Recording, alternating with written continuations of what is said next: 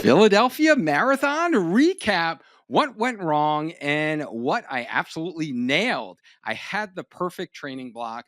My nutrition was dialed in. I was cruising through 18 miles on pace, and then miles 19 to 22 happened.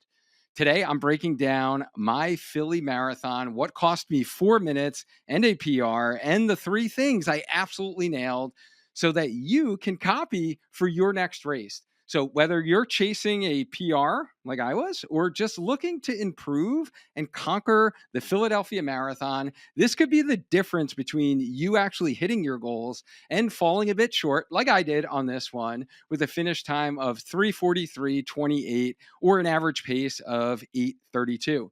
By the way, time is all relative, and a 3:42 could be super fast for you or it can be super slow for you. I really don't care. I share the time and pace to be transparent and to provide context on where I am in my marathon journey. And so I can actually compare it to my previous performances. And that's what you should be doing as a runner, to really times that you've run before, as opposed to spending time and effort on comparing your times to other runners. That doesn't help improve in your running journey. I'm diving right in to what I nailed during the Philadelphia Marathon. So these are the things that what went well. Number one is training. So I did stay healthy the entire training block while doing some real hard, faster track work in late summer to prepare for two 5K races in the early fall. And this was huge for me, being 46 years old, masters runner, and always having some type of little niggles. And last year I went through some injury stuff that actually caused me to shut down running for the first time in my 14-year adult onset running journey. So this was huge that I had zero pain at all. And one of the other big wins on what went well during training is that I felt a noticeable improvement in my deep foot muscle strength and Achilles strength. So, with my strength work, this training block. And the big reason for this was I had like no plantar fasciitis pain, no Achilles flare ups, which I think like that was a reason, is because I dedicated the time, attention to strengthening my deep foot muscles during this training cycle and my Achilles tendon, never skipping out on my calf work, my Achilles specific exercises. And I was super pumped about this after that plantar fascia tear that I had last summer, in the previous summer, and an acute Achilles tendonitis flare up that I had this past spring training cycle. And you can learn more about the specific strategies to improve these within my membership, the Healthy Runner Academy. Click the link in the description to learn more about that. The other big win, or what went well, was I did my first 21 miler in training with 10 total miles at marathon effort. It was broken up with a half mile recovery. It was a 2 by 5 miles, half mile recovery in there. And I really challenged myself running a hilly tune up half marathon leading up to Philly that I did 5 weeks before Philly. Remember, we never want to do those too early, close to a race when you're doing a tune-up race. So 5 weeks is usually, generally, you could do four, but I like to keep it around the 5 week mark if you're going to really go out and do an all-out race effort. And doing a long run workout on the roads with elevation, which was the first time that I did that it wasn't like totally flat for holding marathon pace and working on effort versus just hitting the number on the watch and the pace. So those are some wins in training on what went well. Fueling, definitely nailed the fueling here. I did a carb load for 3 days prior, which was perfect without feeling full, bloated. Before the race, I did 96 grams of carbs, which was 2 to 3 hours before the race time. And then I did 72 carbs per hour during the race. I was able to ingest without having any negative side effects to my GI system and feeling great. Hydration, another thing that went really well. No fluid, electrolyte imbalances in this race, taking in all the water stops and just the right amount of electrolytes. This was a cool weather race, 33, 34 degrees. So you didn't need to overload on a ton of electrolytes. The other thing that I absolutely nailed was the attire here, the dress, was perfect for the conditions without overheating or being too cold. And my shoes, the Alpha Phi 3s, were perfect without any hot spots, blisters, or discomfort during the race. Honestly, for me, and this is all personal, by the way, they are the most comfortable super shoes that I've tried, and I pretty much tried every single model. Whether you're talking Asics, Hoka, Saucony, I pretty much have tried them all.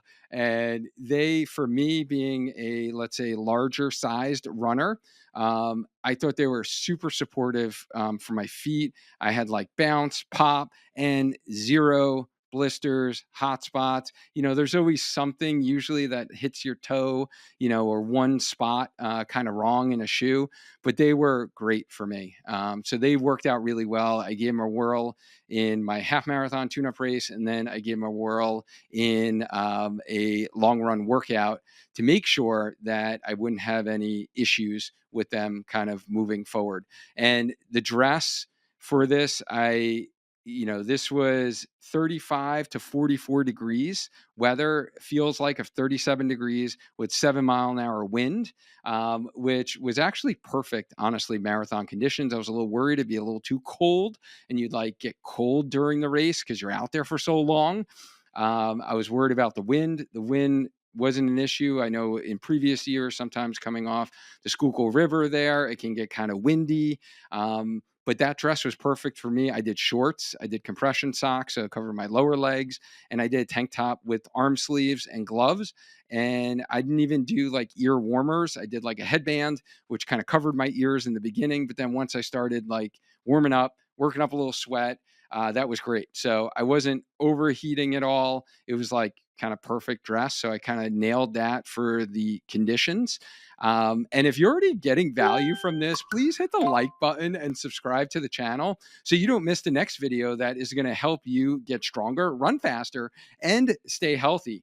Another thing that I really did well leading up to the Philadelphia Marathon was my keeping my stress levels at a minimum. So I strategically have planned this out. I've made this mistake in previous marathons where you're just overloaded from your personal life, work life. So I really strategize this in terms of, for my business, doing all the launches, really doing all my kind of onboarding of new athletes. I made sure all of that was done in the weeks prior, the work with my membership, kind of creating content, all of that kind of weeks prior. I made sure that my calendar was clear in advance so I could finish everything that I needed to do. So I really kept the stress levels to a minimizing while prioritizing self-care, race week, and didn't have to work or like worry about personal stressors that I was really contending with. Another thing that really went well for me was my final kick. I was able to push and focus mentally to keep going and maintain my pace around an 8:30 pace, even when my body was telling me to slow down from miles 22 on. I was able to stop worrying about the strategy and just run here, which I was a little concerned about, if we're being honest, leading into the race, because I did struggle with that on a couple of my long run workouts.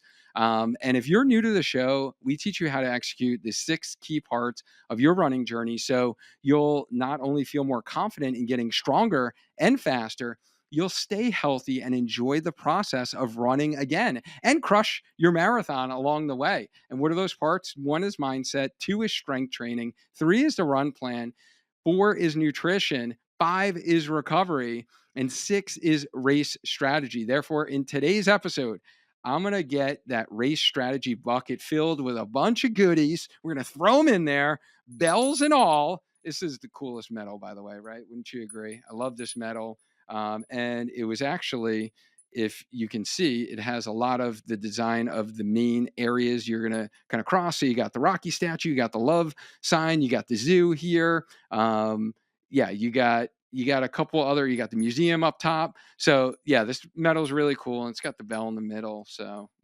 can't beat that. But really, you're going to get this from kind of my Philly marathon experience. And there is actually a freebie download that comes with this episode, which is my ultimate marathon training guide to master your marathon feeling strong. And you can grab it at learn.sparkhealthyrunner.com/marathon. It covers marathon mindset, training plans, base building, strength training for marathon training for beginners, as well as advanced marathon training, mistakes to avoid, marathon nutrition, marathon training in the summer months, which can be difficult, marathon recovery, race day strategy, as well as post marathon mistakes to avoid after your race is done, which is like the time period I'm in right now. And I always think about that because so many people make this mistake and they get back into running too soon, too early, don't allow their bodies to recover. And then marathon gear recommendations. Get the download, learn.sparkhealthyrunner.com/marathon. So to provide you some context for you, if you are new to the show, on the rest of what I'm going to share today with you on my Philly Marathon experience, let me share with you where I am in my personal marathon journey as a running physical therapist and coach myself, just so you can kind of see where your story kind of fits into some of what I went through. Honestly, what I'm going to share with you, most likely, you probably went through what I went through on one of these races. So this was actually race number 85 for me in my 14-year adult onset running journey and my sixth marathon. Number one marathon was Hartford Marathon 2017, followed the free plan online, made all the rookie mistakes with mileage, recovery, pacing, running my easy runs too fast. And the experience was not very rewarding because I walked, jogged through painful cramps the last 6 miles, didn't know about proper sodium replacement or race strategy for that matter. My final time was a 4:15:03.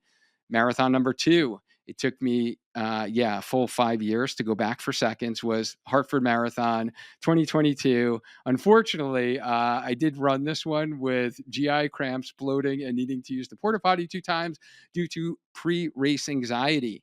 That was my first time ever dealing with that. Final time was a 4:03:39. Marathon number three, Cape Cod Marathon 2023, sub 4 hour marathon for the first time. Big PR, 23-minute PR. After really 12 years into my running journey and my third marathon, I finally called myself a marathoner. And my final time there was a 3:40:38. Marathon number four was the Disney Marathon as part of the 4-day Dopey Challenge in 2024. No goal time in mind whatsoever. I just wanted to go out and have fun. I felt the most amazing that I felt on any marathon.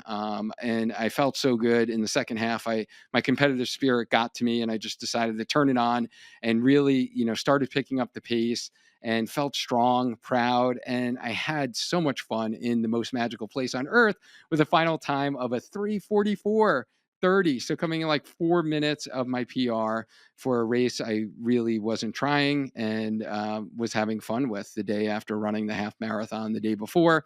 I'm really looking forward to actually doing this in 6 weeks from now. I'll be running the Dopey Challenge in 2026. So if you're going to be there, let me know. I would love to catch up with you.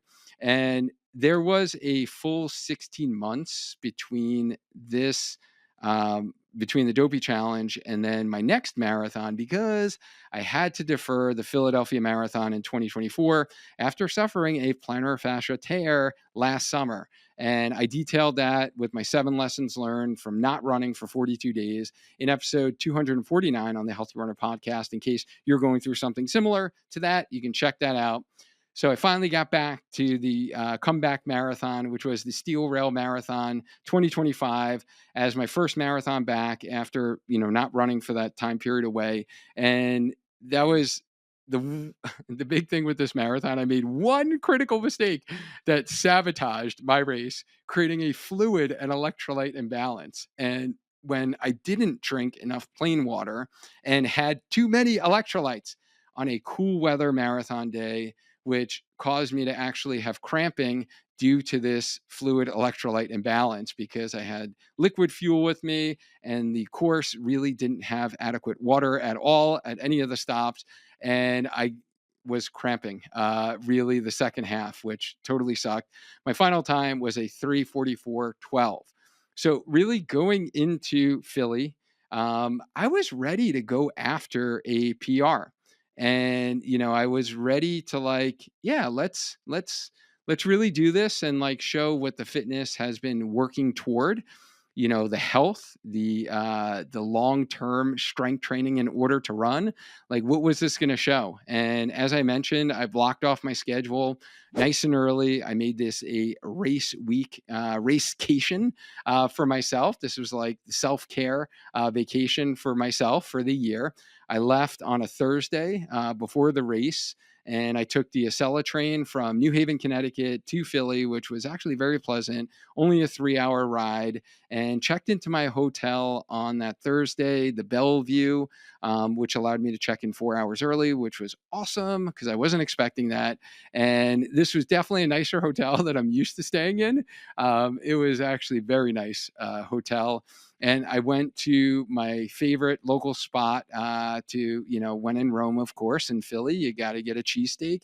It was, many days before my marathon, so I wasn't concerned about it bothering the stomach, and I needed some carbs with the roll anyway. So we went to Cleaver's, or I went to Cleaver's by myself to get this cheesesteak. And I don't want you all to like be bashing me right now that I went to the wrong steakhouse. Like, I've been to Pat's, I've been to Gino's the first time I went to Philly for my daughter's volleyball tournament. We did like a taste testing of both of those. And then I've heard from locals that I should have went to Delisandro's, Ishka Bibbles. So we've done those in years past. And for Cleavers, for me, we like it there because it tastes good and they have a really good environment and seating. Some of the others either don't have seating or is like outside of like the inner city area. So it's a nice place in downtown where you can get a nice cheesesteak and actually sit and enjoy it. And you don't have to like take it to go. It gets all soggy. So I don't want you, all your haters, like coming at me that I went to the wrong cheesesteak place. So I did all my shopping after that meal. Went to, local grocery store. I did Target. I went to a local Target there, got all my carb friendly snacks, graham crackers, potato chips, veggie sticks, Pop Tarts, apple cereal bars are my staples that I'm snacking, while I'm doing my carb load 3 days before. So now we get to Friday. The big perk of staying at the Bellevue Hotel was that it was connected to a sporting club gym, which was absolutely amazing. And not that I was actually doing any strength workouts a couple days before my marathon. Trust me, I would have loved to get a workout in there because it was an awesome gym, huge. But I got a nice, easy bike ride in, getting in my cross training session that my coach had planned for me on that Friday, while I watched the Rocky movie to get me in the Philly mindset. And since I haven't watched that movie in probably 30 years, it was a little nostalgic. While staying in the city, I was trying to like get pumped up as he's jogging through the streets of Philly. But yeah, that movie's like crazy when you watch it 30 years later and you're like, wow, how old this movie is and how it really wasn't a great movie in general, production wise. But it added that little, motivation. I got some nice soft tissue care all on the foam roller after that, some mobility, some stretching, just to kind of loosen my body after the day of travel. And if you want to learn more about the best recovery, mobility, and stretching exercises for running that just make a massive difference in keeping you healthy as a runner, that's all I talk about in my free newsletter, Healthy Runner. Link in the description for that. I truly hope that you're getting value from this video, and I wanted to take a brief moment to share with you one of my most recommended naturally sourced food supplements for runners that supercharges your recovery from running. And that is the power of black currants, which is a berry, by the way, just like blueberries, but they have the highest level of anthocyanins, which is a strong antioxidant of any berry. And Curins has a product that's conveniently packs these super berries into a capsule. As I frequently say, recovery is a part of the training, and you can only run as fast or as long as you can recover from that run in order to stay healthy for longevity. Curins is taken as a pre workout supplement, and it's going to help improve your recovery times and reduce the effects of fatigue or muscle soreness after a hard run or strength session. There are over 50 studies investigating the effects of these super berries, and Curins has been studied to improve blood flow by up to 45%, which removes metabolites from our muscles, reduces oxidative stress. In fact, a recent British study actually showed that Curins helped accelerate recovery of muscle function 3 times faster than placebo. and soreness in the active group reduced up to 49%. Tissue damage was reduced by 84%, which is attributed to the improvement in blood flow that was seen, as well as blackcurrant's anthocyanins' inherent antioxidant and anti inflammatory properties. You can learn more about the real science behind blackcurrant extract with my interview with Floor Cushman in the video that I have for you linked in the description if you want to learn more and get into some of the science. And having a supplement that is backed by science is important to me. And it's what I look at when I put anything in my body, and is the reason why I've been using Curins for the last 2 years, because I was looking for a supplement to help maximize my recovery from hard marathon training so I could stay healthy during the training. And now that you're a part of our Healthy Runner community, you can get 20% off your first order using the link that I have for you in the description. You can go to curinsusa.com. Just use the code HealthyRunner during checkout when placing your order. Go ahead and give Curins a try to help you recover from those runs. Trust me, you won't regret it. And the rest of Friday was the expo day. But before that, I went and hit up the Reading Terminal Market. I kept it tame because there's a lot of different food that you can get there. But 2 days before the marathon, I really keep things like nice and plain for the stomach, foods that I know will not irritate it. So I just got, pretty much a roasted turkey sandwich on some nice white bread at that Dutch place. I've had breakfast there, by the way.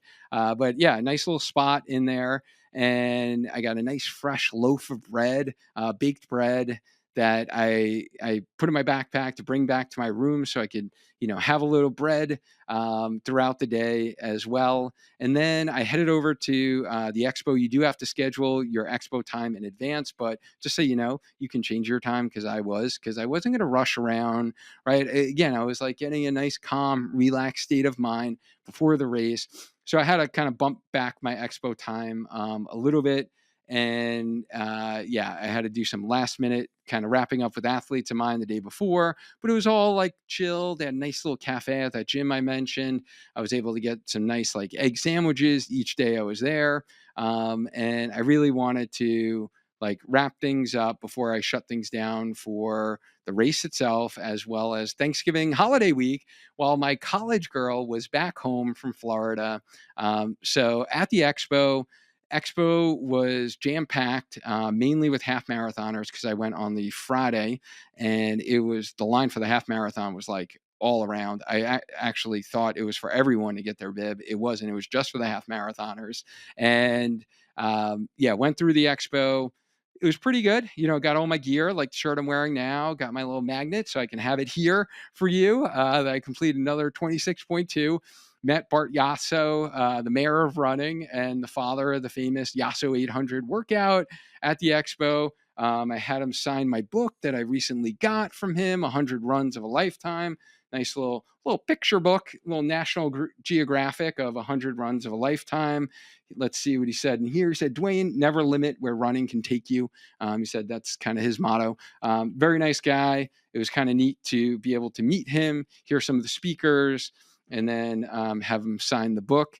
And yeah, so the one thing I want to know is why the expo doesn't have any water coolers. Can you explain that to me? Because you're in there for like a couple hours, like especially if you're shopping. Like I'm definitely getting all the gear, right? Like I'm shopping and all the things fit kind of weird, so you just can't order online, honestly, because all the different shirts fit so different. Like you're like many different sizes. Like I could be a medium to an extra large and like all the clothes.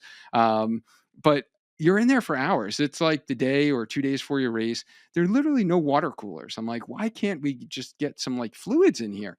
So I would highly recommend for the expo or any expos to like have adequate water coolers throughout the expos, because you got runners there who are waiting in line, getting their bibs, going to vendors, but there's like no water around. So that I wasn't a big fan of. So you have to bring your own water. You have to bring your own snacks. I brought snacks. I had my other half of my turkey sandwich I mentioned before, had it in my bag. Like plan to eat, because this is your carb loading day when you're going to an expo, right? So you have to eat frequently. throughout the day in order to get those carbs in. You don't just want to have these huge meals each time you sit down and only eat 2 or 3 times a day. So you got to bring like your snacks with you. You got to bring your water to stay hydrated. And after the expo, as a Lululemon ambassador, I was invited to a local run crew event that was sponsored by Lululemon, that was given by the OPAC, the Original Propaganda Athletic Club, which was at a restaurant. And this was nice to like meet some other local runners. They had some neat recovery products there that you can use and try. They had some food, and yeah, big, a little quick tip here is that for those doing a big city marathon, is you really need to like come prepared and like bring some of your own food with you throughout the day, because even the food they were serving at this event, I had a little bit of it, but it wasn't the type of food you want to eat like a lot of, right? And try like these new type of things. So you got to bring your own food with you, and you don't understand like how much time goes by from like walking to different events, the expo, all the different things you might want to see. Like they had a nice little like Christmas village in the city hall area of Philly. That, so I'm walking around some of the shops, right? Like things just take longer. So you got to plan ahead, guys. As I mentioned, but for really the majority of the next 2 days, I ate normal portions of food that I normally eat. I just changed the percentage of carbs. I ate a bit more, taking out any high fiber stuff, raw veggies, fruit. Really follow Jen Giles' carb loading advice that she detailed in episode 287 on the podcast. And it was so nice to briefly actually see her in person, even though it was such a blur for me.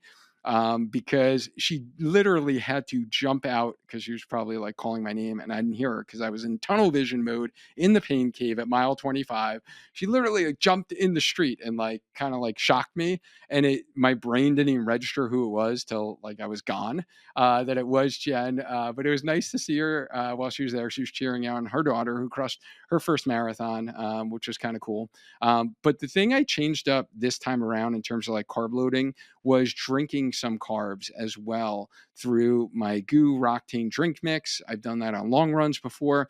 Here, I just did it as more carbs to be able to ingest. So I did that for the 3 days prior to the marathon. It's nice because it like packs 70, 80 grams of carbs in a serving. So it just able to get some more carbs without having to eat as much. So Saturday, day before the race, did my shakeout run, which was great because I kind of ran from my hotel, past the little Love, park there, and then really ran down Ben Franklin Parkway where the race starts and you're running up. And it was nice to see like how it's going to look on marathon morning because the roads were all closed and the half marathon had just finished. So you're seeing all the half marathoners walking back with their medals and their bells around their necks. So it was kind of getting kind of motivating for me to be able to like visualize and see what I'm going to be experiencing on marathon morning. And then I met up with Dipti, who is a former athlete of mine, who you may have heard me talk about and mention on the podcast before, where I met her in person for the first time at the Disney Marathon after we worked together. She went from chronic shin splints, posterior tibial tendinopathy for over a year to actually completing the 48.6 Disney Dopey Challenge, all within 6 months of us working together. And it was so great to connect with Dipti, and just to like chat with her. And we were kind of talking a little strategy there in the hotel lobby. And I'm just like super proud of her that she has continued to get stronger. She's continued to elevate her marathon training to the next level, even though we're not even working together anymore. But because she was able to get pain free, now she's able to continue to improve in the marathon. And yeah, kudos to her. She got a PR in Philly, so I'm super proud of her and happy for the race result that she got. And is like, hopefully, a little motivating to you or proof positive that like you can get over chronic injuries. As long as you not only do the right strategies, but you can get over them in the short term, which a lot of times you might try medical providers who like give you that short term fix, but every time you ramp up your mileage, increase speed, those types of things, it comes back. you don't have to live with like a chronic injury forever, is what I'm trying to say here, and is like evidence on Dipti's story is, when you get the right strategies, then you can actually not only get out of pain, but like continue to grow and get faster in running in the future. So after, yeah, met up with Dipti, I actually had the sweetest surprise. Um, that I probably ever had. So my local Lululemon store at West Farms Mall in West Hartford, Connecticut, sent a care package for me to pick up at the Philly store with some great gear, right? Like gloves, sweatband that I actually wore for the race because I love these sweatbands, wear them in the summer all the time. And even now in like the fall weather, when you're like sweating, but you don't need like something really warm around your ears yet, and it helps just prevent the sweat from going in your eyes and like stinging your eyes when you're running. And I have like 5 different colors of these sweatbands. I always get like 1 or 2 more each year. And I don't have blue though. So this was actually blue. So it was like perfect to go in my race kit. So I actually wore it for the race itself. But yeah, sweatband, a nice little travel hiking backpack. So a little smaller than a regular backpack. I actually used it for the rest of the days that I was in Philly because it was like perfect as opposed to taking my big backpack with me. Some bib boards. I usually have my Spark bib boards, but these were Lululemon bib boards. So I actually did a little combo for the race. I did 2 Lululemon bib boards, 2 Spark bib boards. So I kind of was repping both with me on my bib, and post race snacks like.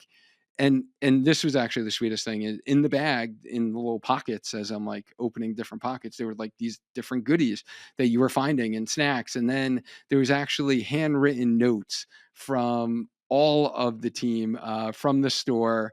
It like made me feel like truly, truly special. So I can't tell you like how much that meant to me. So thank you, Erica and Marie, who kind of organized all that. It was like super, super thoughtful. And it just reminded me of like how special the running community can be and how it can be like the absolute best. And another shout out to Lululemon at the Philly store on Walnut Street, because they're a community person. He like connected with me. Super guac, shout out to you. Super, super nice, welcoming. And they actually had a post marathon or post race. So whether you ran the 8K, half marathon, or the marathon celebration on the Sunday at 6 p.m. And then on the Monday morning after the race, which was pretty freaking cool because the store was closed. It was just open to people who ran the race. And they had a professional photographer there who gave you a bunch of digital pictures and then even gave you, oh, here we go, gave you a little printed one as well, some professional like post race photos with your medal. And then they actually had someone engraving your medal, so you can put your little time on and put your name, which was pretty cool. And then they had like snacks there. They had other recovery tools and products that you can do. And it was just like cool, like connecting with other runners in the Philly community. And it was just like a nice celebration to like commemorate like my time in Philly. So I would highly recommend, if you are running the Philly Marathon, like go to that Lululemon store on Walnut Street, check out what their kind of marathon events are, and go attend. Like it was pretty cool. And it was all free. And then they even offer you discounts on that. They open up the store for just people attending that event with some pretty cool discounts. So I would highly recommend you check that out if you are in city and running Philly. And I would imagine if you're running any major city marathon, I would also check out those Lululemon stores because I'm sure they do similar events like that. So night before the race, prepped out, flat Duane race kit. The day before, felt like real confident going to bed that I was ready to enjoy the victory lap through the city of brotherly love and go after a PR. And that leads me to the next section. This is what went wrong. And first thing was mindset and focus heading into the race in terms of leaning into the discomfort and being able to work through it during workouts in my tune up half marathon. So, for some reason, I had a tough time with the mindset piece and really like locking in and focusing during my half marathon race, which kind of shocked me. It was hillier than I expected, than I trained for, and it really hit me at mile 10, and it was really hard and I couldn't maintain pace. And I just felt like mentally I wasn't there. I lost focus. And then I had two long run workouts that same thing. Like I was just not hitting my pace and I just mentally lost the focus. So I wasn't feeling like all that confident heading into the marathon because of those things. And next thing that went wrong is I wasted time stopping to walk and put back on my gloves that I accidentally put on the wrong hand at first, and I was fiddling around with them too much. I did do something that we always say never to do, nothing new on race day, but the Philly Marathon had some really cool gloves, and I really liked it because on each of the fingers, it had like each of the stations that you're going to like pass, like Ben Franklin Parkway, and it was like the zoo, then it was, I don't know, something else. And then it was like Kelly Drive, which is where it finishes. So I was like, all right, as I'm doing the marathon, it's like I could look down on my fingers and be like, all right, conquered this, conquered the middle finger, conquered the ring finger, and now I'm on the pinky. So I thought they're really cool. And I'm like, they're gloves. Like, how much is that going to make a difference? Unfortunately, it did make a difference because I did spend a good amount of time fumbling with them because I did take the gloves off and then fingers got a little cold. I think it was like around mile 8ish, where I went to put them back on and I put it on and I realized it was the wrong hand and it just felt weird for me. So then I pull them back out and here they were like kind of crumpled up. You know, the fingers were like inside out. So I spent way too much time fumbling with these gloves. So yeah, that was not a good thing. So that really didn't go well for me. And then the other thing that I need to work on is being smoother on the transitions at the water stops. And for me, it was more so that this was a bigger marathon than I'm used to, more crowded, more congestion with runners coming through, more people with cups. I just felt kind of sloppy on all of like the water stops as far as like how much I was going to walk and then like taking the water and then the electrolytes because I was fueling with the electrolytes that were on the course because it did have some carbs in it as well as the noon endurance. So I had to take both. And it was just not, you know, there were times where I was like, is this electrolytes? Is it water? It just wasn't great. And then there were times where there was like water stops on the right side of the road. Sometimes it was left side of the road. So I felt like I was like swerving to the right side, then the left side. It just wasn't smooth. Like I just need to get smoother, honestly, with the stops because I did feel like I lost momentum at each of those like water stops. And then another thing that didn't go well is I came through the halfway point at 150.22, which was a bit slower than I planned and my coach had put out. We were shooting to go through at like 145 and my watch said 145. So I thought I was closer to my goal time at that point. But the GPS was totally wonky the first half of the race as you're going through the city. And mile 6 was like way, way off. Mile 7 was way off, where, you know, my pace showed I was like a 6:10 pace for that mile. So obviously, like the GPS was off where the distance was a lot shorter, and because there was no way I was in the sixes whatsoever, not even close. So my time and the fact that I was kind of sloppy with the tangents, with the water stops, my watch was like beeping, auto lapping for 13 miles way before I was actually at the halfway mark. I know that I was at the halfway mark at 150.22 only in hindsight, in looking at what my splits were that were actually recorded for the race. I didn't see a big like 13.1 mark, halfway mark on the course or like a time clock. So I was definitely confused, or my thought at that time was like I was right on track where I wanted to be at 145. Unfortunately, I wasn't. I was actually like 5 minutes slower at that point. So just to let you know, if you are running that race, like that is going to happen. I did consider, and I talked about this with my coach, as opposed to doing the auto lap. You know, should you manually lap every single mile marker you get to, you hit actually manual lap. Honestly, I thought that would be too much stress for me to think about that, like all 26 miles, and it'd be something new for me to do. And I felt like that would almost be more harm than me looking at my watch and seeing a time that just didn't make sense. And knowing that, hey, like I felt like I had a pretty good feel for like where my paces were. So we decided not to do the manual lap. I know some people do that. That might help you, especially if, like in this instance, I really kind of wanted to know what my time was coming through the halfway mark, and I didn't actually get an accurate measurement of what that time actually was. So yeah, that was definitely a little bit of a bummer, as that happened because the distances weren't accurate. So let's talk about race profile and the elevation map for Philly because it is super sneaky. So you're going to look at the elevation map and you're going to look at the description of this course. You probably signed up for it because it's touted as fast and flat, and it's touted as like a PR course and a BQ course. And that's why I signed up for it, right?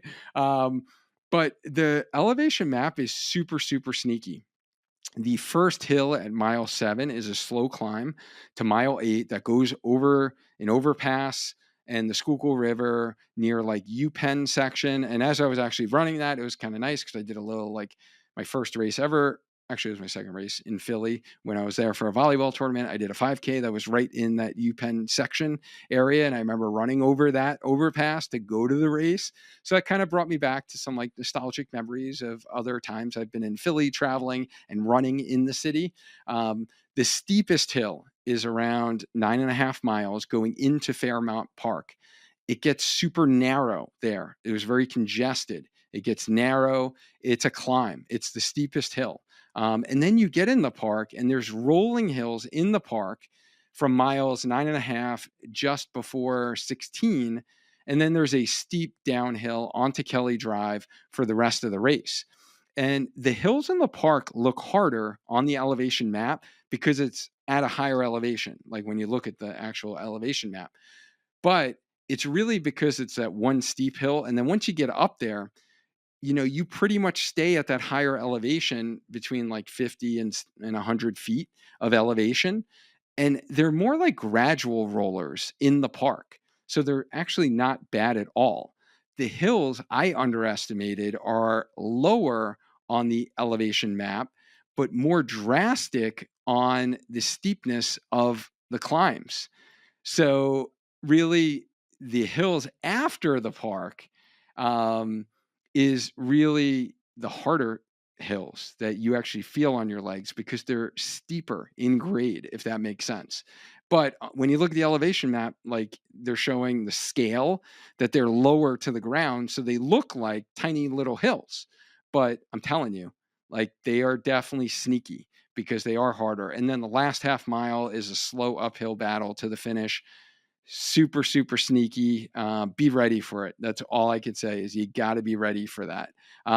So now I want to know, like, what is your biggest Philly marathon worry or training question? Like, drop it in the comments. I'll answer it.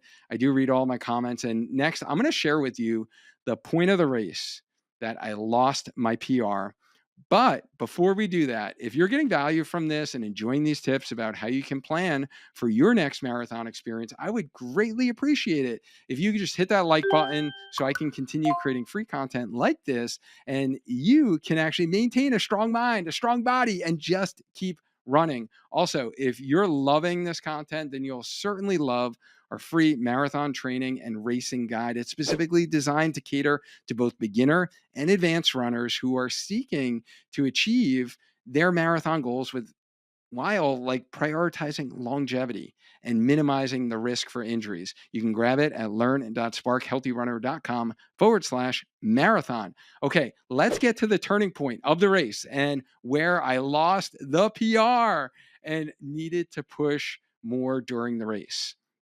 For context, my average pace at the halfway mark was an 8:23 pace and then after that halfway mark, I did pretty well from miles 14 to 18. So 14 to 16 was still in Fairmount Park there. And I, ran 8:23 that mile. The next mile was 8:14. The next mile was 7:59, I think mainly because of the steep downhill coming out of the park. So that steep hill going into the park, you run that same steep downhill out of the park. And that was pretty much the the reason why I did pick up pace there, I was going with effort. And then you get out onto Kelly Drive, and this is definitely for me was like the worst part of the marathon was Kelly Drive, going all the way out to Manayunk, turning around, coming back. But I started out initially well, starting out on Kelly Drive, 8:02, 8:05 pace. And then mile 19, 8:41. Looking back, elevation wise, there literally was not any net elevation. I was running way too slow that mile. I don't know what the heck was going on, but I somehow drifted off pace and ran super slow. This is also the section of the course that's super quiet. You're pretty much running by yourself because you're out on Kelly Drive. You're not really in Manayunk yet, where like all the people are gathered around, and you're certainly nowhere near the finish line. So like there's no one who usually are watching people that they want to see at the finish line. So super quiet out there, was way too slow. I was an 8:41. Mile 20, 8:48. This had a 10-foot net elevation, was way too slow. Like I was going way too slow. There's no reason that I should be going that slow at mile 20. Mile 21, 9:04. This occurred right after the 180-degree hairpin turn point in Manayunk. Very controversial, this turn. People absolutely hate it. I completely agree. I don't understand it. I don't understand why they don't literally just go around the block and make like some right angle turns as opposed to having this tight turn at mile 21 of a marathon, because you do that turnaround and then it's a long steady climb out of that turn. So you have to slow down around the turn so you don't like roll an ankle, and then you're trying to pick up your pace and now you're climbing. So you like lose all momentum. In that climb, I started to feel my hamstring cramp. It kind of twinged, and then I felt it again, and I didn't want the whole thing to like, go into cramp fest. I had like PTSD from previous marathons I mentioned to you when I didn't take enough electrolytes, and then another one where I took way too many electrolytes, not enough water. So I stopped and I walked.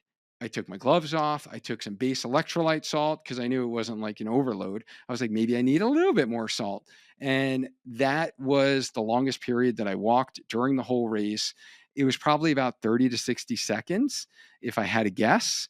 And yeah, that really, that mile was a 9:04 mile, which totally killed me. Mile 22, I guess I was still timid to push it with the hamstring. I was a little fearful, again, PTSD, of feeling like cramping in a marathon, because that mile absolutely sucked. It was a 9:25 pace. So yeah, very demoralizing after that turnaround point, given, in hindsight here, given the cooler weather, the cramping sensation or the twinge I felt was probably due to the climb that I was going through after the turnaround, as opposed to truly being low on electrolytes. So I wish I didn't stop as long, and I wish that I didn't go into walk mode for like a minute, and I just actually slowed my pace a little bit and kind of see how the hamstring would have kind of fared. In retrospect and looking at it from like a running PT coach standpoint, I do feel like physiologically the hamstring would have felt totally fine if I just slowed my pace a little bit and then got back into pace, as opposed to like losing all my momentum and then having like that fear set in that the whole thing is going to cramp up, because it was hard to get the legs turning over again. Luckily for me, I didn't feel any of the hammy again. I took the rest of my liquid fuel that I had, as well as some more the noon endurance that they had on the course at the water stop. I made sure to get like all my fluids in. And those 4 miles, miles 22, 21, 20, and 19, cost me about 3 minutes and 30 seconds off of my time, right? Like if I just maintained the pace that I was going um, prior to that, or slightly slowed down, Like I wouldn't have lost 3 minutes and 30 seconds, and which literally cost me a PR in this, was the difference between me getting a PR and me not getting a PR.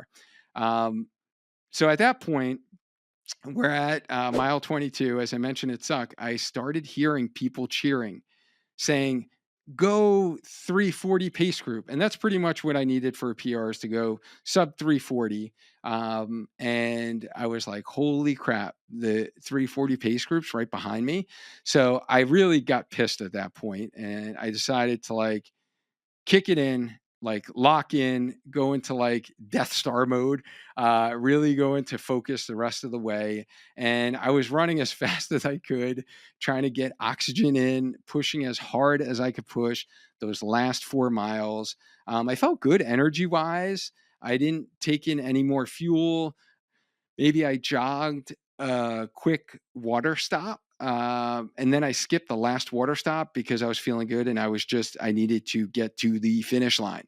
Um, so the end of the race felt like forever because it kept winding around Kelly Drive. And I thought the finish was much sooner because I didn't realize my watch was like really off in terms of like, my distances.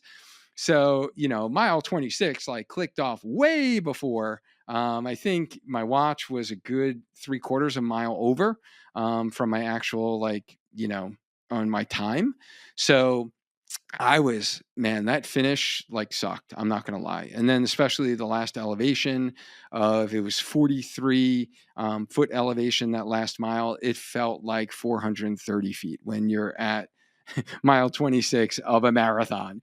So that finish sucked. It felt like forever. And I've run along the Schuylkill River there. I've run Boathouse Row, all of that before. I knew where the museum was, but it just felt like forever. You know what would be amazing for the Philly course if it was actually reversed and you actually did it backwards and you actually ran to Kelly Drive first and then you went into Manayunk, you did the turnaround, come down Kelly Drive, go into the park and actually finish in City Center and finish in the city. And then you actually run down Ben Franklin Parkway all downhill with the museum in front of you. I think that would be like an iconic finish.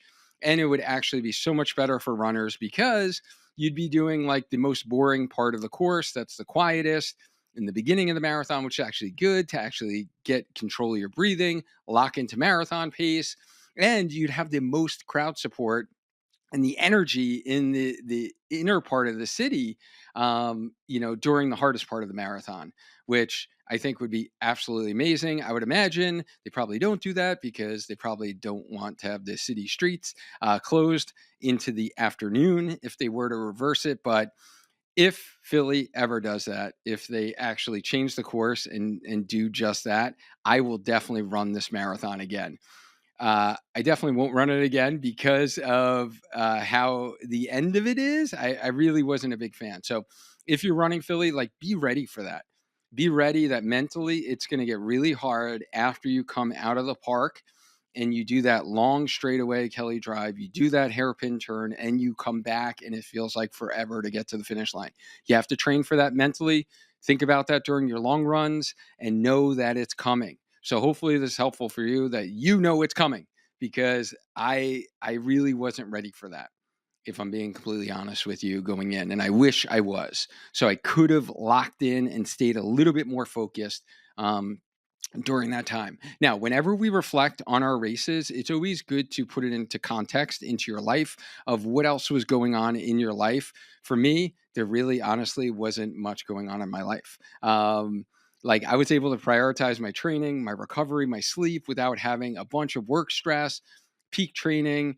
I wasn't traveling a whole lot with my daughter's volleyball tournaments. My daughter in Florida, we traveled down once for parent weekend during this block. So I didn't have to modify a lot of my training, my long runs. So there really wasn't going on much that, I could kind of attribute to how I felt on race day.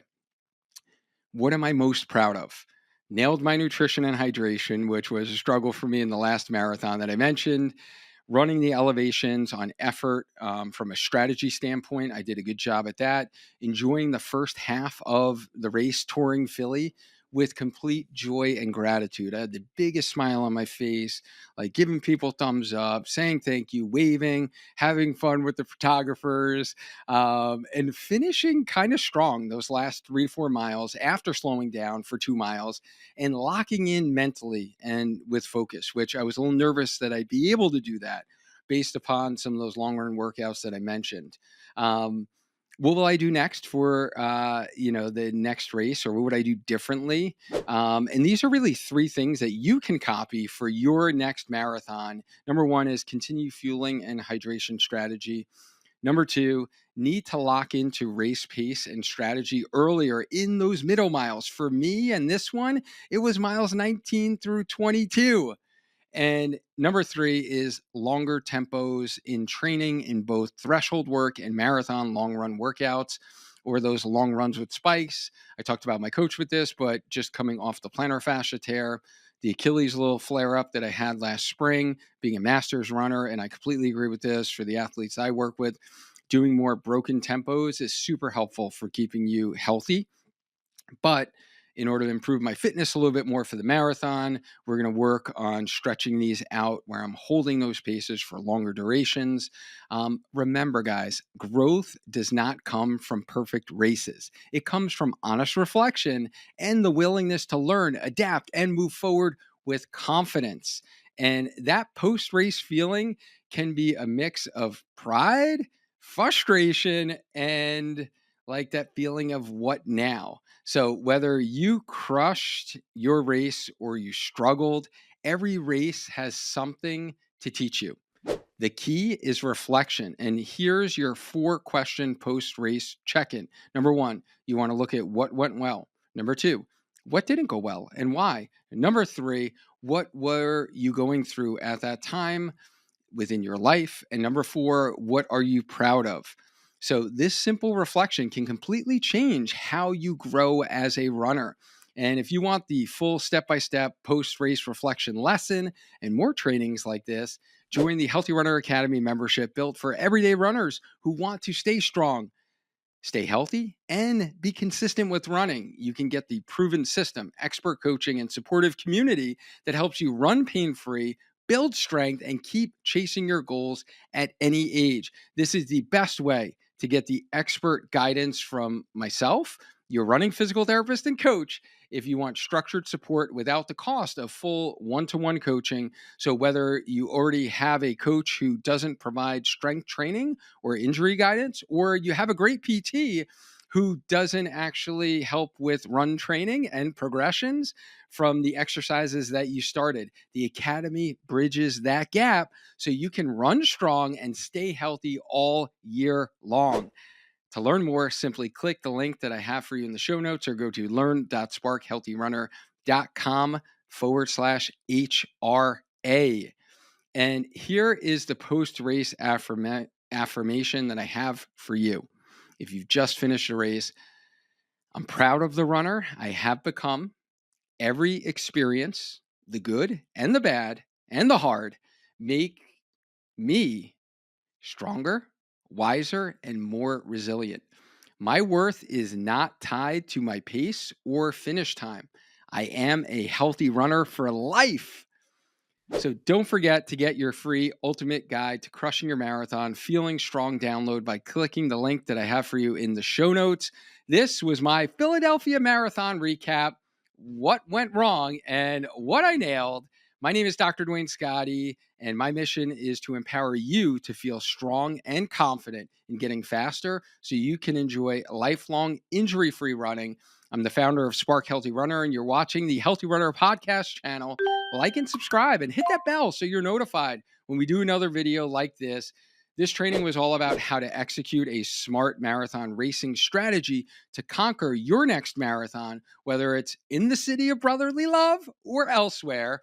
However, none of that matters if you don't incorporate strength training into running in order to stay healthy so you can actually complete your marathon training cycle and get to the start line feeling strong and healthy. So now you can learn more on how to level up your strength training during marathon training in the video I have for you next, so you can get stronger and feel confident to run your best race yet with these 3 simple tips.